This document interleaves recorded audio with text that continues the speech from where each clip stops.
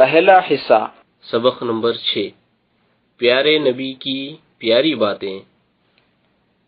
تم کس امت میں ہو؟ ہم اللہ کے محبوب حضرت محمد صلی اللہ تعالی علیہ وسلم کی امت میں ہیں۔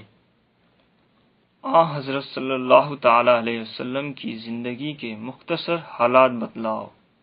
ہمارے اور سارے جہان کے سردار حضرت محمد مصطفیٰ صلی اللہ تعالی علیہ وسلم ملک عرب کے مشہور شہر مکہ معظمہ میں پیدا ہوئے، اور آپ کے والد یعنی باپ کا نام حضرت عبداللہ اور دادا کا نام حضرت عبد المطلب اور والدہ یعنی ماں کا نام حضرت آمنہ خاتون ہے۔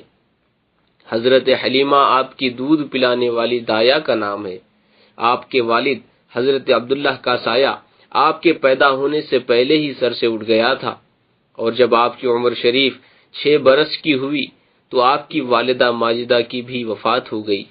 والدین کے بعد آپ اپنے دادا حضرت عبد المطلب کے پاس رہے، اور جب آپ کی عمر شریف 8 برس 2 مہینے اور 10 دن کی ہوئی تو عبد المطلب بھی دنیا سے رحلت فرما گئے، یعنی گزر گئے۔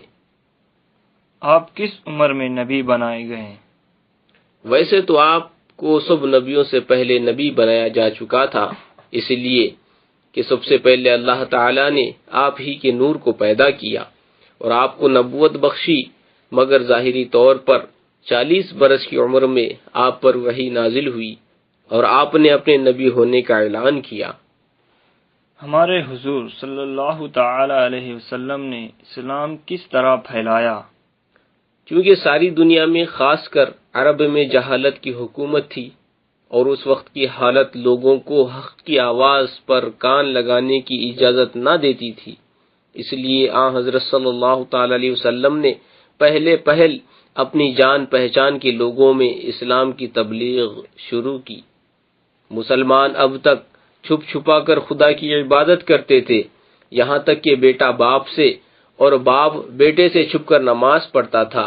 اس طرح ایک خاصی جماعت اسلام میں داخل ہو گئی۔ 3 سال کے بعد جب کثرت سے مرد و عورت اسلام میں داخل ہونے لگے تو اللہ تعالیٰ نے آپ کو حکم بھیجا کہ علی الاعلان یعنی کھلم کھلا لوگوں کو کلمہ حق پہنچائیں۔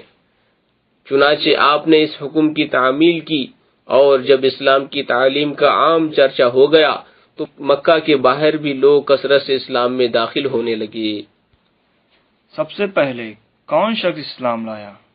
مردوں میں سب سے پہلے حضرت صدیق اکبر رضی اللہ تعالی عنہ نے آپ کی تصدیق کی اور کلمہ پڑھ کر مسلمان ہو گئے، اور عورتوں میں سب سے پہلے حضرت خدیجہ کبریٰ رضی اللہ تعالی عنہا اسلام لائی۔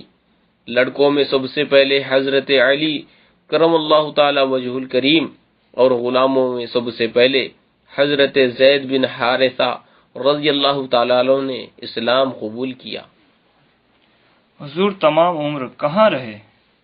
10 برس تک برابر حضرت صلی اللہ تعالی علیہ وسلم عرب کے قبیلوں میں علی الاعلان کے ساتھ اسلام کی تبلیغ مکہ میں رہتے ہوئے فرماتے رہے، اور خداوند عالم کو یہ منظور تھا کہ اسلام کی اشاعت اور ترقی مدینے میں ہو، تو اس نے چند آدمی مدینہ طیبہ سے آپ کی خدمت میں بھیج دیے۔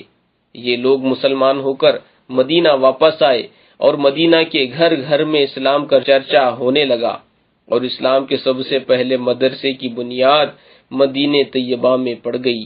آہستہ آہستہ مکہ کے مسلمانوں نے بھی مکہ معظمہ چھوڑ کر مدینہ طیبہ کی طرف ہجرت کی، اور پھر تمام عمر شریف وہیں گزاری۔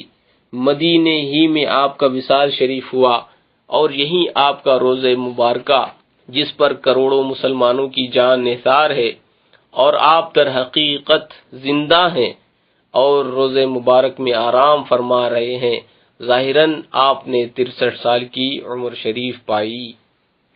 مکہ معظمہ میں حضور صلی اللہ تعالی علیہ وسلم کو کیا خاص بات حاصل ہوئی؟ نبوت کے 5ویں سال حضرت صلی اللہ تعالی علیہ وسلم کو جاگتے ہوئے جسم کے ساتھ معراج ہوئی۔ آپ مسجد حرام مکہ معظمہ سے مسجد اقصی یعنی بیت المقدس، اور وہاں سے 7 آسمانوں عرش و کرسی کی سیر کے لیے تشریف لے گئے، حوض کوثر دیکھا، پھر جنت میں داخل ہوئے، پھر دوزخ آپ کے سامنے پیش کی گئی۔ اس کے بعد آپ نے اپنی آنکھوں سے اللہ تعالی کا جمال دیکھا اور خدا کا کلام بلا واسطہ سنا۔ غرض آپ نے آسمانوں اور زمین کے ذرے ذرے کو ملاحظہ فرمایا۔